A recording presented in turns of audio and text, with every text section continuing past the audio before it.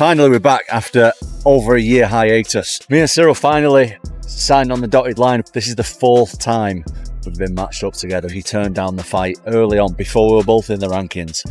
After that, he fought Spivak. I said in a post-fight interview after I beat Tibora, I'm going to go to Paris. I'm going to be sat front row for Ciryl Gane against Sergey Spivak. I'm going to beat the winner, and then I'm going to beat John Jones. I went to Paris. Ciryl, unfortunately, turned down the fight on a second occasion. Third occasion, I fought Curtis Blades. The original opponent was Ciryl Gane. Unfortunately, Ciryl Gane was busy that day. Ciryl was filming his Netflix series. Can't remember what it's called, but I'm sure you can check it out now on Netflix. And now we are matched up for the 25th of October, Abu Dhabi. Me and Ciryl. The 4th attempt is here. And this is Cyryl's 3rd title shot. So we are going to try and get rid of Ciryl Gane from the title picture for good. Tom Aspinall has finally broken his silence following the official reveal of his next opponent, and is not pulling any punches. With a showdown against Ciryl Gane set for October in Abu Dhabi, Aspinall made it clear he's tired of the delays, fed up with being overlooked, and more determined than ever to prove he's the rightful ruler of the heavyweight division. Tom Aspinall's fight with Ciryl Gane, and give my breakdown of that. What took them so long to announce this? We all knew it was going to be this. Everyone knew it was going to be Ciryl Gane next. Look at that fucking smug French face on Ciryl Gane. Someone said it here in the comments. Gane's got the unlimited title shot glitch. So true. So unbelievably true. And that smug little pretentious French grin. You know what I mean? It's just horrible. It's horrible to see him just sort of waltz his way back into another title. I mean, he knocked out Sergey, who's the scariest fucking striker in all of MMA. Yeah. And he knocked him out in the first round. And the way he did it was just picture perfect. And he did it with a fucked up back. He fucked his back up and wasn't able to train. He only got the fight call 2 weeks before the event. I was just going to say, right? Yeah. Like He couldn't train. He His couldn't back was train. fucked. He just went out there and fought. I knew Aspinall was going to have a speed advantage because he's faster than any heavyweight. Yeah. And that's something that his coach drilled into him when he was young. Speed. Like, be fast. Like, you got to be fast. That's what's going to separate you from everybody else. Speed kills. Speed. And he's a giant dude, 260 plus pounds, but he moves like a fast young guy. Yeah. And he's also just so well-rounded. And he's just beginning. Yeah. I mean, that was really the first big test. In Baku, Azerbaijan, site of this evening's UFC card on ABC, Dana White is asked, maybe 11 or 12 minutes into the press conference, he is asked, what's going on with the heavyweight title? In essence, I'm paraphrasing. And he proclaimed, so he was sitting on this. He didn't even announce it at the beginning. Didn't even start the whole thing with it. Talk about burying the lead. He announces to the world, John Jones is retired. He called us last night. He is no longer the UFC heavyweight champion. Tom Aspinall is the heavyweight champion. He is then asked in a subsequent question, all right, well, who is Tom going to fight? He said, oh, Tom's coming to International Fight Week. We're going to sit with him. You know, we got the meetings, all this stuff. They don't even have that ready. Did they tell Tom even before all of this? They say John Jones called him up last night. Coincidentally, 2 days ago, this interview with the Nelk boys that was shot on Saturday after the DBX card is making the rounds, where John Jones essentially says, I'm not so into it. He all but says he's retired. This could have happened 7 months ago. This could have happened on November 17th. The fact that the illustrious career of John Jones, the supposed greatest of all time, ends at a post-fight press conference in Baku, Azerbaijan, is a joke. Is an absolute joke. I'm sorry, but this is an absolute joke. Tom Aspinall is going to Las Vegas. At the very least, present him the title. At the very least, do something to make it up for this guy who has been sitting there watching his career just waste away for the past 7 months. Oh, by the way, his last fight was almost a year ago, 11 months. Do something. This is the way it happens. This is the way it happens. Something that could have happened at the post-fight press conference in New York. John Jones never wanted to take this fight. And anyone who tells you otherwise is not telling you the truth. As I've said time and again, John Jones asked for a lot of money. He asked for the number that everyone was talking about. He's asked for a lot of money, and as I said time and again, he He deserved that money. He earned that money. After much negotiation, the UFC got him that money. Did they ask for help? That remains to be seen, but they got him the number. And Jon Jones said he was in. And then a couple of days later, he said he was out. And ever since then, the UFC has been trying to convince him to come back, to take the fight, one last fight. And he said no. He's doing the reality show. He's living his best life. He's doing seminars, all this stuff. He's tweeting away. And so they've known for quite some time, several months, that he was out. Dana White told us a couple of weeks ago. What did he say? Jon Jones agreed. But I told you all, he wasn't telling you the real story. He wasn't telling you the full story. The full story was he agreed and then he reneged. Dana White guaranteed this fight would happen. He guaranteed it would happen as recently as a couple of weeks ago. It was already not a thing. The way in which this has been handled has not been great. And the fact that Tom Aspinall, at the very least, couldn't get some sort of, oh, here's the belt, here's a ceremony, here's your fight, here's your date, is shameful. Now, ultimately, Tom doesn't care about any of this. He really doesn't. He just wants to fight. It was never about Jon Jones. As I've said time and again, Jon Jones was a great addition to the whole scenario, to the equation. Oh, wow, I could beat Jon Jones to become UFC heavyweight champion, undisputed, incredible. Look at me, look at the stars I've aligned for me. But ultimately, this guy just wanted to become champion. He wanted to prove he was the best. And by the way, he has been the best for the last couple of years. You're younger, you're athletic, you hit hard, you pose problems. We don't have much data on you, meaning that we don't know what happens if you do. And this is me speaking from an analyst and like my experience in MMA. Like if I was to fight Tom Aspinall, okay, what do I need to do? Okay, he's very fast, very athletic, light on his toes. Okay, he blitzes across the void. So if he gets across the void, can I take that shot? A lot of people have not been able to take that shot. So if he gets across that void and I get hit, I might go fucking down. That happens. You become the biggest fucking star ever. You just slayed the GOAT in a lot of people's eyes, right?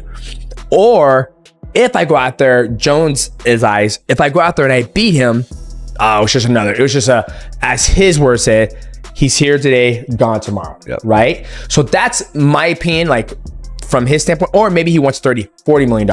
I have no idea. For months, Tom Aspinall was stuck in limbo. He held the interim title, had the momentum, and the fans were fully behind him. Yet there was no opponent, no clarity, and no direction. All because Jon Jones wouldn't commit. Whether it was due to injury, retirement talk, or behind-the-scenes politics, Jones kept the entire heavyweight division on hold. Meanwhile, Aspinall had no choice but to stay patient. But now, with Jones officially out of the picture and Dana White reportedly moving on from relying on him for the White House card or any upcoming main event, Tom is finally getting the opportunity he's earned. I had heard a rumor that Jon Jones wanted $30 million to fight Tom Aspinall. And I did hear that rumor. And I did hear that the UFC said yes, but it is not true.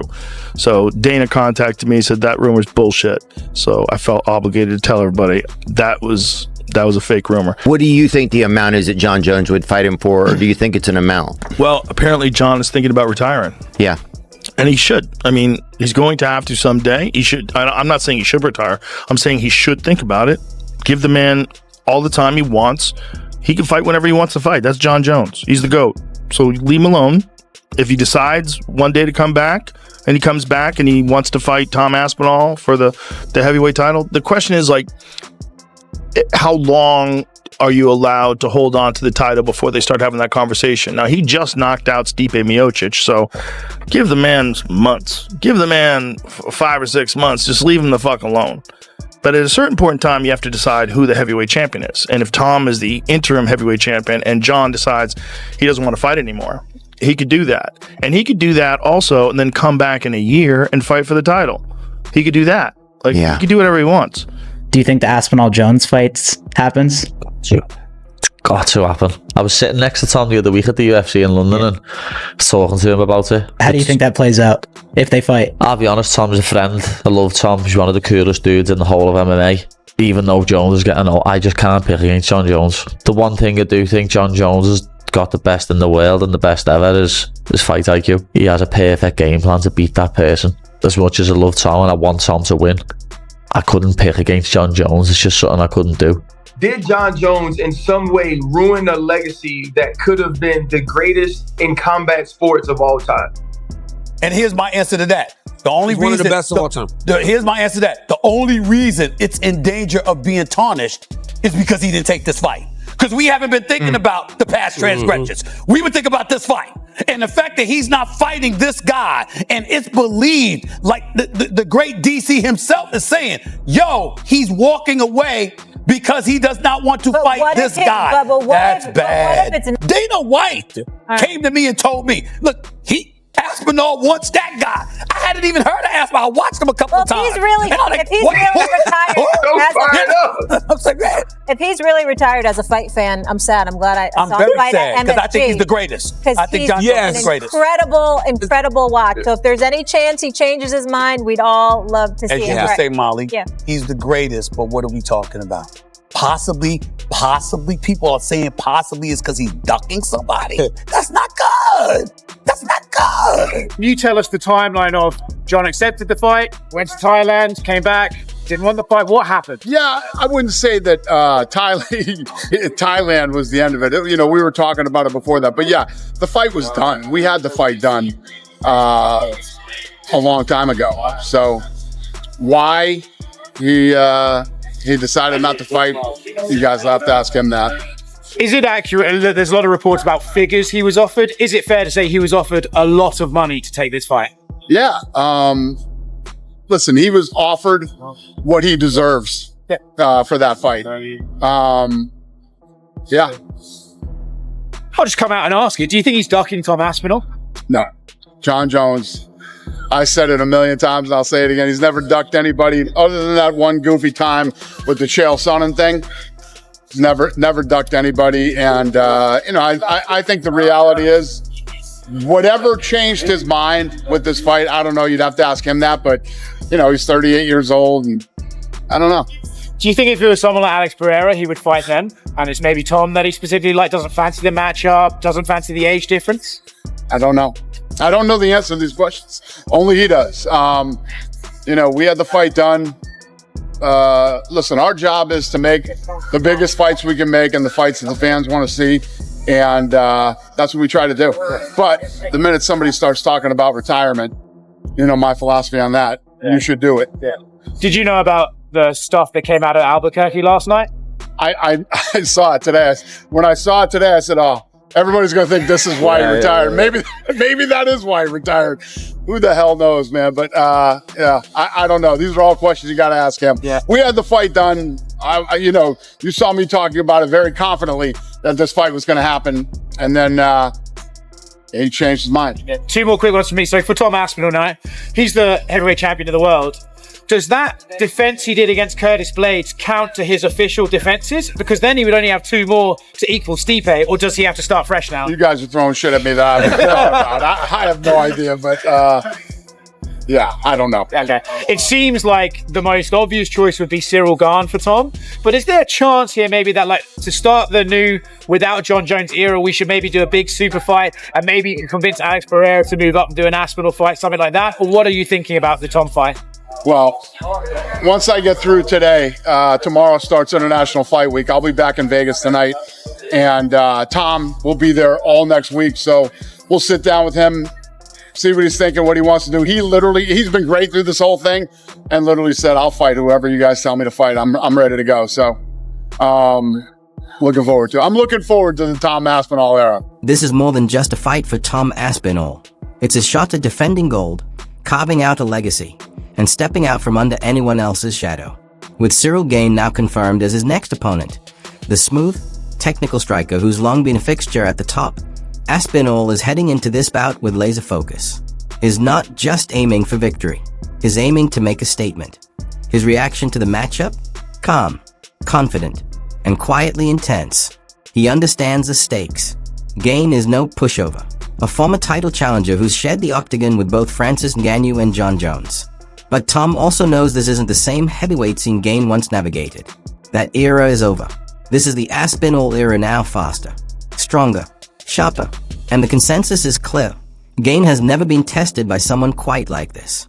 Predictions across the MMA world are piling up, and most of them point in one direction. Tom Aspinall, yes. Gane brings elite footwork, high fight IQ, and a calm, composed style. But we've seen what happens when he's pressured early. We've seen the cracks when grappling exchanges get forced and the space disappears. And no one blends speed, timing, and explosive transitions quite like Aspinall. Aspinall will face Ciryl Gane. Aspinall has 15 wins, and all of them are by finish. Gane is the #1 ranked heavyweight. Now, when you look at the UFC heavyweight rankings, as I say, Tom has beat most of them, and he's beat them in style, and he's knocked them all out. Curtis Blades, Sergey Pavlovich, Alexander Volkov, whoever they are, he's beaten them all up. But Ciryl Gane is a little bit different. Now, of course, John Jones beat Ciryl Gane in quick fashion, took him down in the first round, submitted him with a front choke. But Ciryl Gane is the same as Tom Aspinall in terms of athletic ability. When I say that Tom Aspinall is a heavyweight George St. Pierre, that kind of goes to Ciryl Gane as well. The man's gigantic. He's very quick. He's agile. He's light on his feet. He could run any sport on the planet. And he's almost like George St. Pierre and Tom Aspinall in the fact that he's got all those athletic attributes and qualities, but he doesn't have the grappling. That's what cost him against John Jones. And that's probably what's going to cost him against Tom Aspinall. You never know. He could clip him. This is a dangerous fight. This is heavyweight MMA. But Tom Aspinall can grapple. We've seen him take people down. He's done jiu-jitsu since he was about 15 years old. His dad is going to be on his case, and that's an absolute fact, saying, hey, you're not messing with this guy. Take him down, show him what you can do, show the world your grappling capability. Remember, Ciryl Gane turned Francis Ngannou into a wrestler, okay? So he's a very, very credible threat on the feet. But of course, I do fancy Tom Aspinall to get the job done. The fact that he isn't fighting John Jones is insane, but we've talked about that till the cows come home, so I'm not going to bore you on that subject anymore. But just you wait. John Jones is probably going to pop up on Twitter.